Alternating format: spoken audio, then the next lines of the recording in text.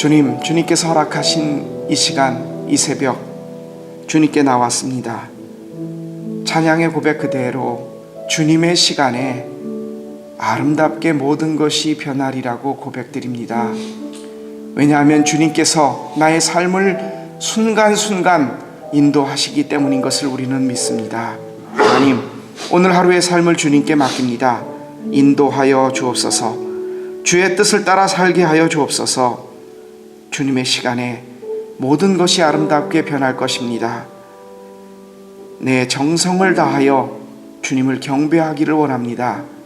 주님, 내 뜻을 받으시고 하나님의 뜻을 이 시간 나에게 허락하시며 오늘 하루 주님의 뜻 안에서 주님의 정해놓으신 시간에 모든 것들을 따라 주님의 인도하심을 따라 살 수 있는 우리의 삶 되게 하여 주옵소서.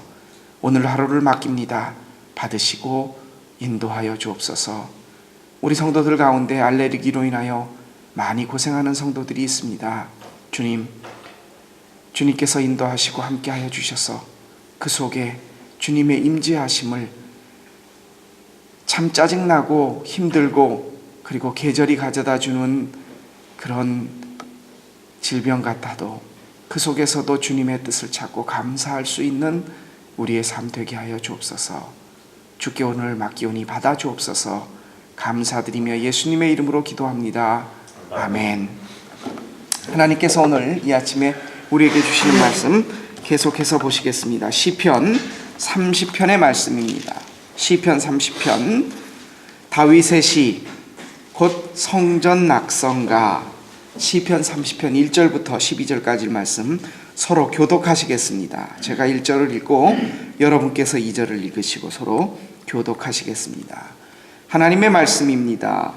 여호와여, 내가 주를 높일 것은 주께서 나를 끌어내사 내 원수로 하여금 나로 말미암아 기뻐하지 못하게 하심이니이다. 여호와 내 하나님이여, 내가 주께 부르짖음에 나를 고치셨나이다. 여호와여, 주께서 내 영혼을 수월에서 끌어내어 나를 살리사 무덤으로 내려가지 아니하게 하셨나이다. 주의 성도들아, 여호와를 찬송하며 그의 거룩함을 기억하며 감사하라. 그의 노염은 잠깐이요 그의 은총은 평생이로다. 저녁에는 울음이 깃들지라도 아침에는 기쁨이 오리로다. 내가 형통할 때에 말하기를 영원히 흔들리지 아니하리라 하였도다. 여호와여, 주의 은혜로 나를 산같이 굳게 세우셨더니 주의 얼굴을 가리심에 내가 근심하였나이다. 여호와여, 내가 주께 부르짖고 여호와께 간구하기를 내가 무덤에 내려갈 때에 나의 피가 무슨 유익이 있으리요? 진토가 어떻게 주를 찬송하며 주의 진리를 선포하리이까? 여호와여, 들으시고 내게 은혜를 베푸소서. 여호와여, 나를 돕는 자가 되소서 하였나이다. 주께서 나의 슬픔이 변하여 내게 춤이 되게 하시며 나의 베옷을 벗기고 기쁨으로 띠띠우셨나이다. 이는 잠잠하지 아니하고 내 영광으로 주를 찬송하게 하심이니 여호와 나의 하나님이여, 내가 주께 영원히 감사하리이다. 아멘. 아멘. 대부분 사람마다 가지는 종교적인 열심이 다른데요. 특별히 사람마다 다르다고 하더라도 일반적으로 나타나는 성향이 이 남자들보다는 여자들이 훨씬 더 종교적인 성향이 강합니다. 우리 교회도 남자들보다는 여자들이 더 많죠. 근데 참 특이한 우리 교회 새벽 기도를 보면 오늘이 두 번째인데 100% 출석률이 남자들입니다. 대부분의 종교적 성향이 여성분들이 훨씬 더 강한데 참 어떻게 보면 우리 교회에서는 기도하는 든든한 남성분들이 많다. 참 감사할 일인 것 같습니다.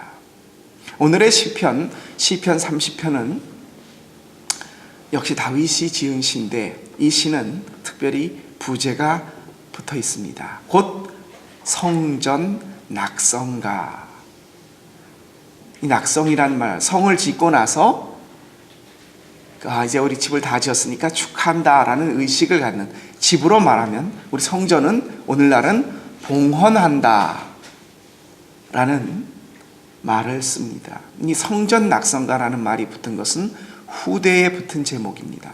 다윗은 원래 이것을 자신의 노년에 자신의 삶을 이렇게 되돌아보면서 우리 사무엘이 했던 말 그대로 에베네셀, 하나님께서 나를 이렇게까지 인도해 주셨구나 라는 것을 회고하면서 하나님 앞에 감사하며 찬양한 시인데, 이것이 후대 사람들이 이 다윗의 시를 사용하게 될 때, 읽고 이것을 찬양으로 할 때 어떨 때 특별히 썼냐면, 이스라엘 성전이, 솔로몬이 지은 성전이 바벨론의 침공으로 느부갓네살에 의해서 다 파괴가 됩니다.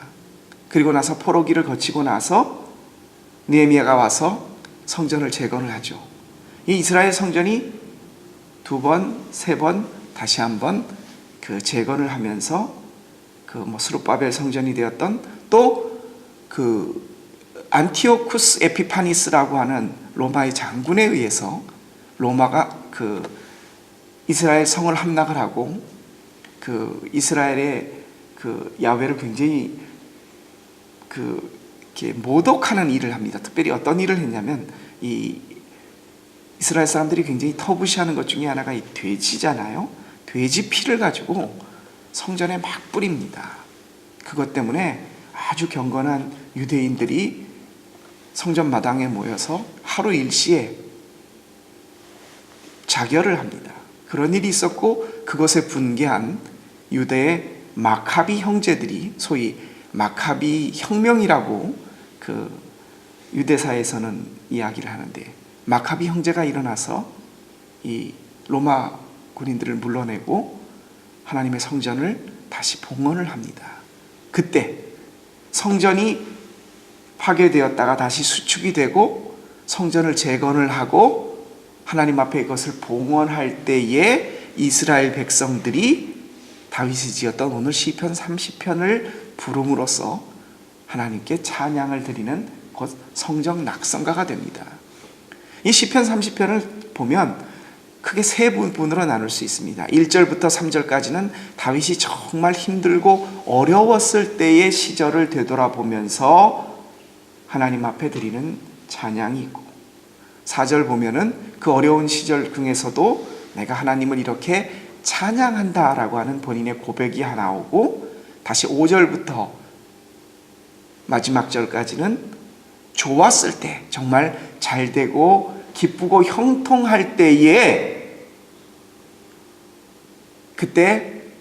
이때는 참 감사보다는 하나님께서 어떻게 다윗에 대해서 긴장감을 가지시고, 소위 말해서 잘 되고 편안할 때 하나님이 나에게 얼굴을 가리우셨다. 그래서 내가 너무 힘들고 괴로워서 하나님의 얼굴을 찾았더니 다시 나에게 나타나 주셨다 라는 표현을, 하나님과 자신이 가졌던, 아니죠, 자기가 하나님으로부터 마음이 로컬라센 되거나 해이어져서 하나님으로부터 멀어졌을 때거나, 그때 하나님께서 어떻게 다윗을 끌어당기셔서 긴장감을 가지시고 하나님과의 관계를 유지하게 하셨는가를 생각해 보면서 감사하는 내용이 나옵니다. 우리가 오늘 1절 말씀부터 1절부터 3절까지의 말씀을 보면 우리가 늘 하는 기도의 제목입니다. 보십시오. 여호와여, 내가 주를 높일 것은 주께서 나를, 오늘 그 다음 말씀, 이 끌어내사라는 말이 두 번 어려울 때 등장합니다. 끌어내사, 이 끌어내다는 말을, 이스라엘은 물이 귀하지 않습니까? 우물을 깊이 팠습니다. 이삭도 우물을 파고 우물을 팠었을 때 물이 깊은 곳에서 이 두레박을 내려서 물을 끌어올리지 않습니까? 그때 사용하는 단어입니다. 끌어내사. 하나님께서 내가 정말 깊은 수렁 속에서, 어려움과 곤란 속에 저 밑에서 내 혼자 헤어나올 수 없는 상황에서 나를 끌어내셨다라고, 특별히 다윗이 처했던 많은 위치 중에 하나가 바로 자신의 왕권을 넘보던 사람에 의해서 반란이 일어났었을 때에 원수들이, 심지어는 아들까지 그렇지 않았습니까? 그때에 내 원수들로 하여금 저거 봐, 원수들이 나를 보며 비웃고 조롱하지 않게끔, 원수들이 웃지 않게끔 하나님께서 나를 그 깊은 수렁 속에서, 곤란과 어려움 속에서 끌어내 주셨다라고 표현을 하고 있습니다. 2절 말씀에 보면 나를 낫게 하사, 마음의 상처가 됐던 몸의 상처가 됐던 하나님께서 나를 치료해 주셨다라는 표현을 하고 있습니다. 3절에 보면은 목숨의 위태로움, 심지어는 장인까지 자기를 죽이겠다고 10년이 넘게 쫓아다니는 그 속에서 수월로 내려가는 나를 하나님께서 역시 여기도 보면 끌어내사라는 말을 하고 있습니다. 다윗이 노년에 자신의 삶을 이렇게 돌아보면, 저도 많이 살지 않았지만 지금까지 참 생각하면 섬찟할 일이 있습니다. 차가 순간 아차 했었을 경우에는 정말 큰일이 날 뻔한 순간이었는데도 지금서 딱 생각해보면 등골이 오싹하고 잠이 벌쩍 깰 일인 것 같은데도 하나님께서 그때 나를 하나님의 손으로 끌어내셨구나. 여러분도 그런 일이 있으시죠? 정말 힘들고 어려운 상황 속에서 그때는 미처 내가 그 일 때문에 정신이 팔려 몰랐는데 지금 생각해 보니까 그것이 하나님의 손이 나를 끌어 인도하여 주셨구나. 다윗만 그런 찬양을 드렸겠습니까? 여러분, 오늘 이 아침에 우리가 다시 한번 우리의 인생이 30이건 40이건 50이건 60이건 70이건 우리의 삶을 한번 돌아보실 수 있기를 원합니다. 정말 이럴 때에 내가 하나님께 부르짖었더니, 모르겠습니다. 여러분에게는 하나님이 어떤 신실함을 나타내 보이셨는지 모르겠는데 제게는 지금까지 단 한 번도 우리 폴레캅 순교한 우리의 신앙의 선배가 고백했던 것처럼 단 한 번만이라도 하나님을 부정해라. 그러면 네가 그 화형대에서 내려올 수 있다. 귓속말이라도 속삭여라. 아무도 모르게 단 한 번만이라도 그렇게 아니라고 해라. 그러면 살 수 있다. 그때 폴레캅이 했던 말이 있습니다. 내 평생 동안 주님은 나를 한 번도 부정한 일이 없는데 내가 어떻게 그분을 부정하겠습니까? 여러분, 제게는 주님이 그래요. 곤란하고 정말 내가 이렇게 원하는 것을 바랬을 때 주님이 그것을 이루어 주지 않으신 적은 있어요. 내가 원하는 대로 이루어 주지는 않으셨지만 제가 눈을 밝히 들어 그 뜻을 보니, 지금 돌아서 그것을 보니 하나님이 나에게 얼마나 더 좋은 것을 주시려고 그때 참 내가 속상하고 애타고 원망하는 투로 기도했을 때에도 하나님은 나에게 칼을 가지고 노는 자녀에게서 그 칼을 뺏는 부모의 심정으로 하나님께서 나에게 이렇게 인도해 주셨구나. 저는 그것이 있습니다.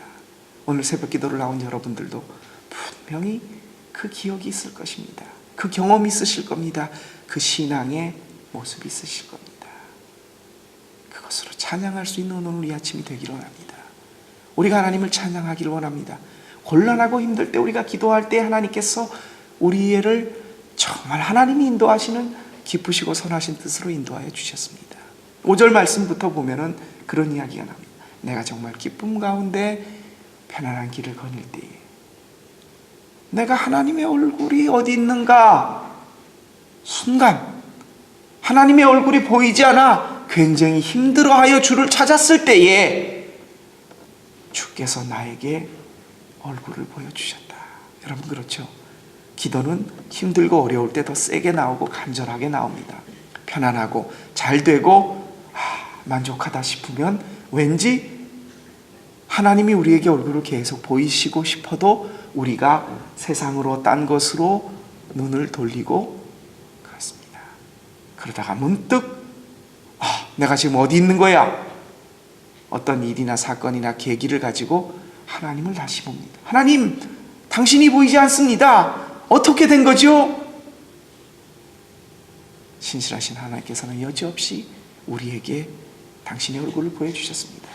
똑같은 표현들이 오늘 6절과 12절 계속 반복해 납니다. 밤에는 슬픔이었더니 아침에 일어났더니 기쁨이 되었도다. 내가 베옷을 입고서, 베옷이 뭡니까? 회개하고 큰 원통한 일이 있었을 때, 정말 큰 슬픔을 당했을 때, 누가 죽었을 때 입는 옷 아닙니까? 베옷을 벗기시고 나에게 아름다운 자색 옷을 입히셨다. 그런 표현을 다윗이 오늘 하고 있습니다. 일이 형통할 때에 여러분 잘되고 기뻤을 때 하나님께 우리는 감사합니다. 그런데 그 감사는 힘들고 어려웠을 때 하나님을 찾는 간절함보다는 훨씬 떨어집니다. 그때 하나님께서는 우리를 사랑하셔서 하나님이 우리와의 관계를 유지하고 우리가 하나님과의 관계를 유지하고 하나님의 뜻을 벗어나지 않게끔 하기 위하여 긴장감을 형성하십니다.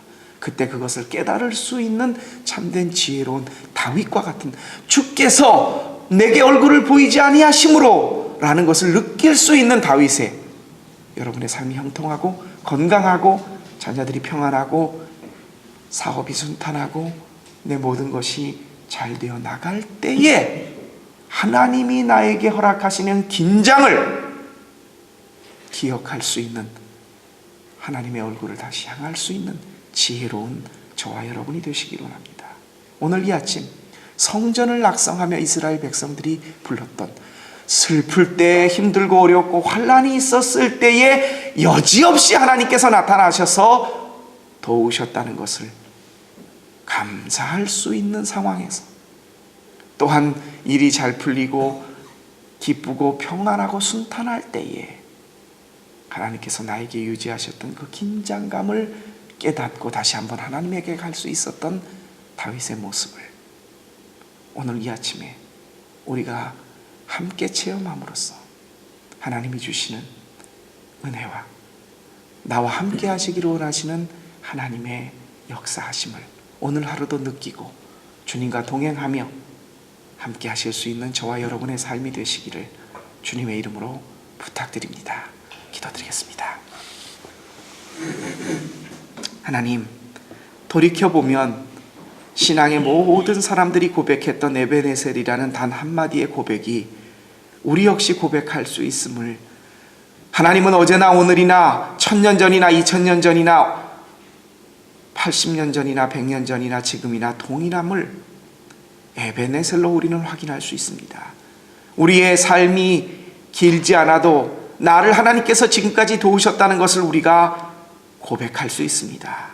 우리의 신앙의 선배들이 몇천 년 전에 그랬던 것처럼 말입니다. 주님, 다윗의 기도를 오늘의 고백을 우리가 아멘으로 고백합니다. 힘들고 어렵고 그리고 곤란의 순간에 주님은 당신의 손을 우리에게서 놓지 않으셨습니다. 주님, 우리가 그것을 돌이켜 이 시간 다시 한번 감사드립니다. 또한 우리가 기쁘고 즐거울 때에 하나님의 얼굴보다는 세상을 향하거나 나의 것을 향할 때에 주님께서 나에게 허락하셨던 긴장감을 나만 느끼는 것이 아니라 벌써 2000년, 3000년 전에 우리의 신앙의 선배 다윗도 느꼈던 것을 이 시간 말씀을 통해 우리가 상고합니다. 주님, 어제나 오늘이나 변함없으신 주님이 오늘 나에게도 다윗에게 허락하셨던 그 은혜와 은총을 다윗의 삶을 인도하셨던 주님의 신실하심을 오늘 나의 삶 속에서 인도하시되 나 역시 다윗처럼 주님만을 찾고 주님 한 분만으로 만족하고 주님만으로 내 삶의 지표를 삼을 수 있는 주님의 사람의 삶 되게 하여 주옵소서. 오늘 하루를 그렇게 살기를 원하오며 우리 주님 예수 그리스도의 이름으로 감사하며 기도합니다. 아멘.